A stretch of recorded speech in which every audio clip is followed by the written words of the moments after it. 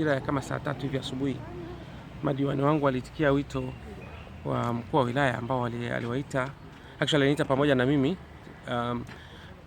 ofisini kwake, na wala hatukufahamu alikuwa anatuitia nini, lakini tunachoweza kusema ni kwamba tumekuwa kwenye ziara ya kukagua miradi ya maendeleo katika jimbo letu la Arumeru Magharibi kwa takriban siku 12 sasa, na mojawapo ya ajenda ambayo tulikuwa tukizungumzia kwenye ziara hiyo ni kutoa elimu ya uraia kuhusiana na posho za madiwani ambazo mkuu wa wilaya ghafla tu aliamua kufanya ziara kwenye jimbo letu na actually kama kuchonganisha madiwani na wananchi waliochagua kwamba madiwani wamekuwa wakijilipa posho nyingi, madiwani wanajilipa milioni 800 kwa mwaka na mambo mengi ambayo aliyakuza kule katika ziara zake, na matusi mengi kwa kweli amezungumza kutukana madiwani, kitu ambacho kwa yeye kama mkuu wa wilaya sisi tunaona kwamba kidogo pale alipitiliza madiwani wa CCM.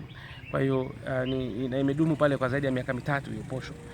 Tumeingia sasa hivi halmashauri imechukuliwa na Chadema, ikiwa na maana tuna madiwani 29 dhidi ya kama madiwani 29 minus 36.